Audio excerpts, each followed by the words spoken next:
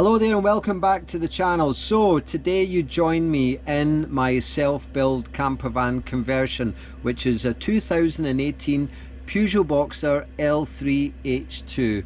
The L3 stands for the wheelbase length. It goes all the way up to L4. The difference between L3 and L4 is not that significant. Probably, I don't know, round about a foot. Don't know that exact, but it's round about a foot from what I can visually see when comparing the two vans side by side. The H2 means it's the higher rooftop, meaning someone of 6.5 foot can comfortably, easily stand up inside, even with my false ceiling added with my lights. So I'm going to give you a walk round of the conversion, explain the reason why I've done it this way and what it means for myself, my family and some of the sporting events that I do, because at the end of the day this self-build conversion is customized to myself and my family's requirements for what we need. So let's check it out. Okay, so as you come into the vehicle, I've decided to have the bed up high. And the reason for the bed height here, which is a full king size mattress. Now what I've actually done is the mattress is 185 centimeters wide at this moment in time, or in length, but turned round obviously so we can sleep widthways. Now that's the one thing that I like about the Peugeot Boxer, and the reason why I've chosen the Peugeot Boxer is simply because of the width, which means someone that's 6 foot can still sleep widthways, hence the recessed cutouts here where there's more minimalistic insulation. Okay, so you'll have seen my build film, which is quite a long film. It's about 57 minutes, so check that out on my channel, which has been earlier on. By all means look at that, but this is a total overview of how we're looking inside. All right, so basically we've got the foil bubble wrap insulation in, and then we've got the recycled bottle plastic insulation. Then I've decided to use cladding. It's plywood on the ceiling with actually kitchen cupboard paint, which makes it look very flush, nice. We have touch sensitive LED lights. I have LED strip lights recessed in, which I like for the ambient lighting. These are shells, my wife wanted these in, they're just off a battery pack. IKEA fake plants, IKEA shelf. This is 12mm thick plywood, good and solid. Now when I did the build, people commented, why have you chosen to have the white studs etc here everywhere and not just recessed the screw heads in and sealed over the top and then painted them? The simple reason for that is, I've actually designed this, even though it looks very nice and luxurious, I've designed it to be able to take it apart. So within probably about 2 hours I could strip out this entire van and only have the ceiling and walls. Everything else would be detached, simply from opening up these caps and removing the screws. It's as simple as that. So I've actually designed this to be able to change it at a later date if I see fit, and that is the reason why you can see these. Plus, believe it or not, I actually like the look of them. I think they look okay, and it means I can change, access any panel. I'm not limited, and I can do any modification if required with very easy access. Okay, now here is actually a storage facility. So this lifts up, there's a shelf that goes to this height here.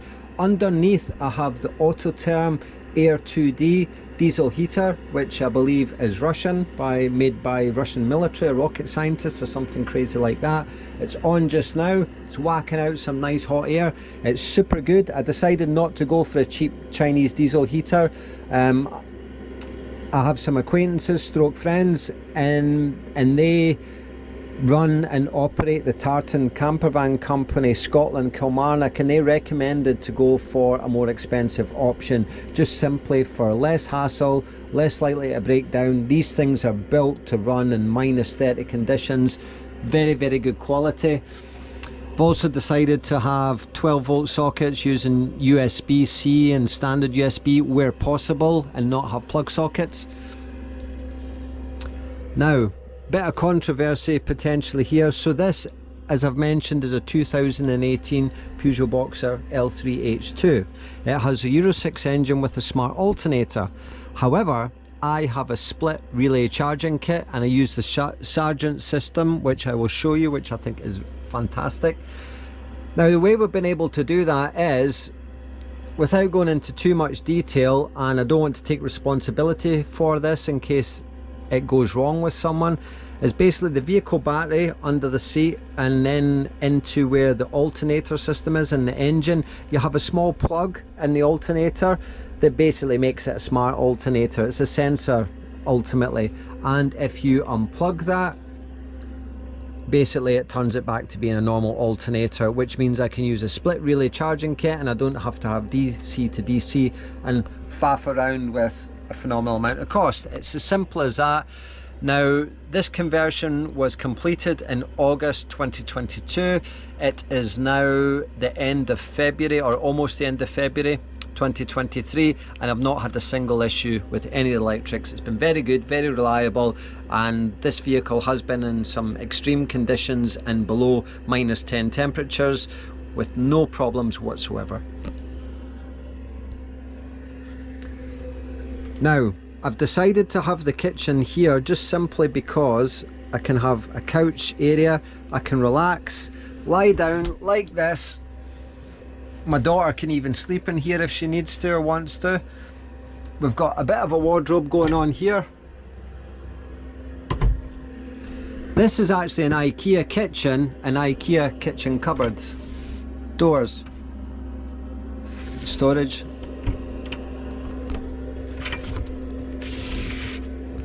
Water system. Now,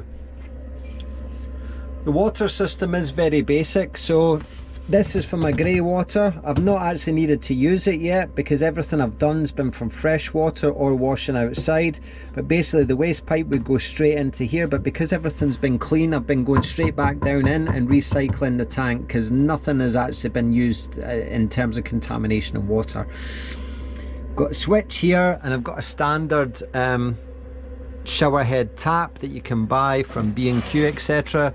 Pull out, I can stand outside, have a shower, rinse, wash dishes off. It's only a cold water system, so there is a 12-volt pump in here made by Whale, and I've got the Whale micro switch here which basically senses the pressure and cuts on and off. Now you need to use that if you're using a standard tap and not a 12-volt switch tap. It's very important that you know that, otherwise the water is going to fly out everywhere and cause chaos, as I found out to begin with before I realised I needed that switch. I've got my LCD TV, built-in DVD player. This is the Google Play piece, and just use it as a smart TV and can convert it. It's just a 12-volt TV, very good, uses next to no power. Here we've got my TP-Link. It's like a little mini Wi-Fi router. It's dual SIM, so I can put any data SIM card in here and get a connection, which is absolutely fine, or even just use my phone. Quite like that. Now, because it is a standard kitchen from IKEA, which I got a really good deal on, and it made things a bit easier, and I really like the colour scheme. It is bigger and it is wider. If I was going to do it again, I probably could slim it down a lot, but I wanted a nice worktop surface area. Now that I've lived with this for about 10 months or so, if I was going to do it differently, there wouldn't be that much I would change, with the exception of here. So in here is the toilet. It's just the standard chemical cassette toilet that you can pull out, open, etc. You can buy them on Amazon or in any campervan shop. Really good, easy to use. It's only used in emergency. It's mainly my daughter that uses it. I would use nature, service station, campsite, etc. You know, I don't really want to be using the toilet in the vehicle, so it's mainly for my daughter. So the only change I would make is I don't really need this space here so much. It's actually quite comfortable. So I may build this out to here, a box section. So take this away and have it going straight across to here, and then have a single bed. So you could use it as an L-shaped couch with a single bed. Now this bed, it's like a king size mattress. So we can top and tail in here very easily, sleep here, or have a board across here and a little mini mattress on top. But I've decided I will change this, so I'll build this out to here, have this open so you can have shelves, have boxes, put the shoes and things in so they're nicely hidden away and you don't see them. Won't affect the diesel heater then. So that's probably the only change I would make, to be brutally honest. Everything else I'm very happy with. Now the bed is at this height simply because, as you know, I'm a cyclist, I race bikes, I do mountain biking, and when I take the front wheel of the bike out, it means I can basically get the bikes in underneath, and there's an absolute ton of storage, which is how I want it, and it's designed for me specifically that way. Okay, so let's go have a look at the garage, the electrics, and I'll explain a little bit more about that.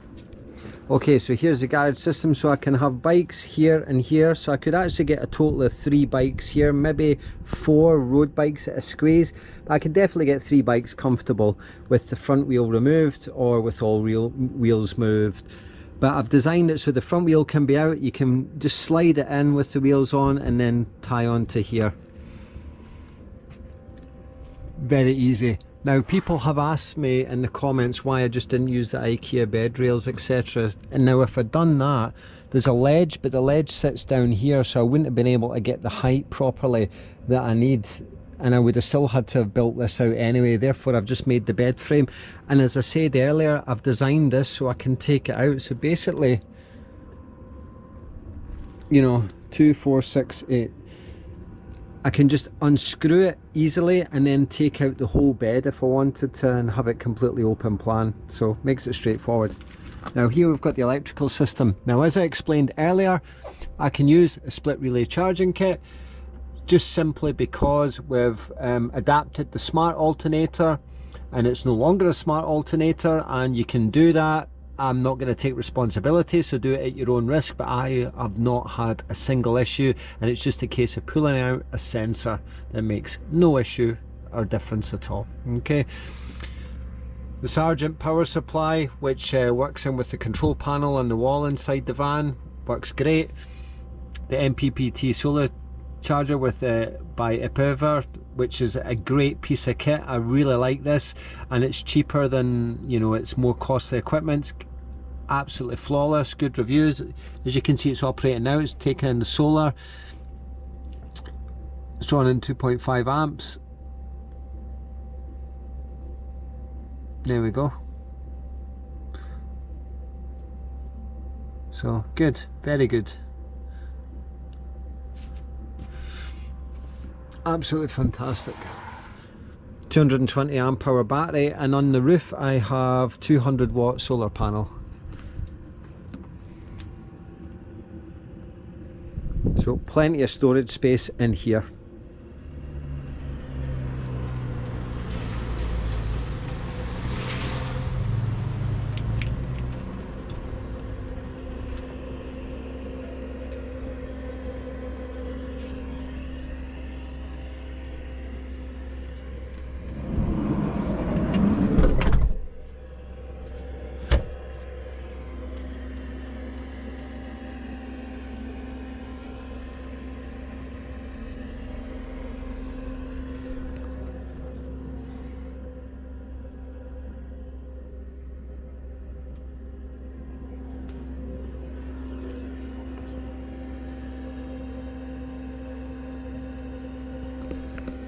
If you're wondering about cooking, I use a portable gas stove. I have 2, so I can have double burners with just the plug-in gas canisters. For me, I'm not a fan of gas, don't like it at all. I like to be able to take it away, and because I can get away with cooking, I'm not full-time in the van, I don't live in the van. It's a nice to have for going away for events, trips, etc. But I can easily live a week, no problem at all, just using gas hob burners, double ring. So absolutely fine, zero issues with that. And you can get appliances now to cook on top of the burner, so it acts like an oven, etc. You can cook pizzas in it, make toast, etc.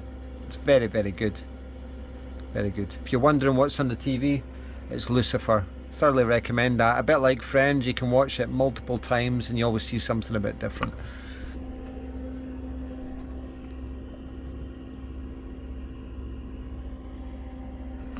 So that is my tour of my camper van conversion, or van to camper van conversion.